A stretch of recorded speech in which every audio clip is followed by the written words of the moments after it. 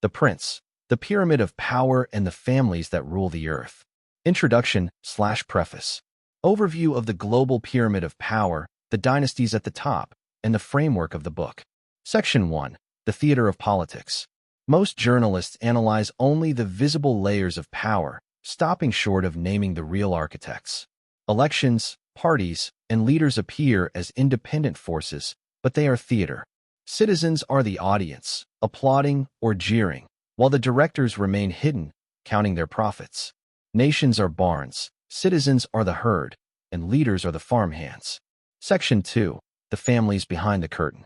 The Rothschild and Rockefeller dynasties are the invisible emperors of modern civilization. From 18th century Europe to 20th century America, they mastered the creation and control of money. Rothschilds financed kings, revolutions, and wars. Rockefellers built Standard Oil and shaped American society through foundations, education, and media. The Federal Reserve, the IMF, and the World Bank operate as instruments of their will, controlling nations without armies or borders. Section 3. Manufacturing leaders. Modern politicians are not elected, they are manufactured. Macron, Trudeau, Merkel, Johnson, Starmer, Erdogan, and Trump are selected, groomed, and installed to maintain the global farm. Elections provide the illusion of choice. Leaders are administrators of obedience, ensuring that citizens, the herd, continue to be milked while the true owners extract wealth and power. Section 4. The Scam of Money Itself. Central banks print money from nothing and lend it at interest. Citizens pay taxes to repay this debt, often across generations, while nations appear alive but are financially bankrupt.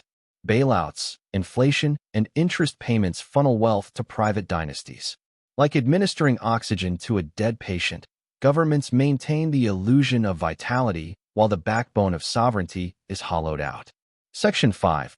Historical Case Studies.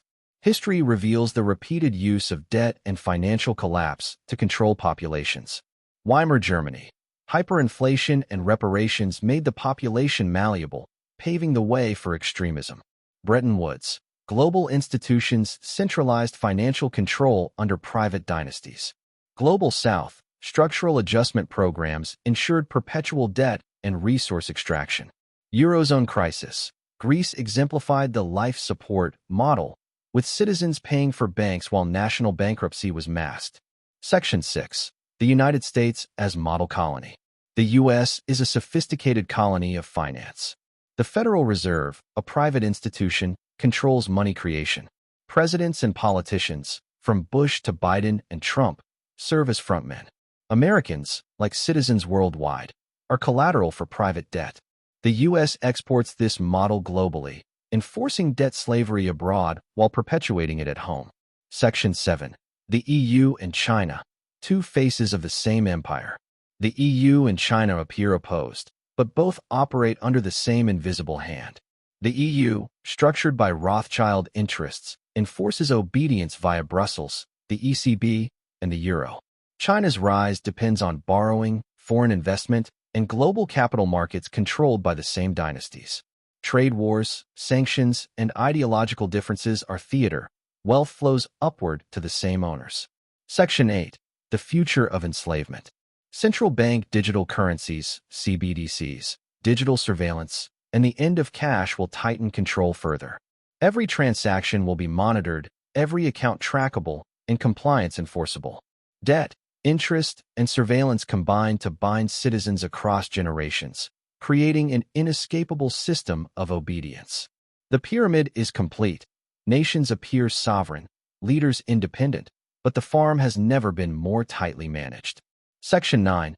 Conclusion. The herd and the farm. Throughout history, dynasties have perfected control through money, debt, and manufactured leadership. Leaders are farmhands. Citizens are the herd. Nations are barns.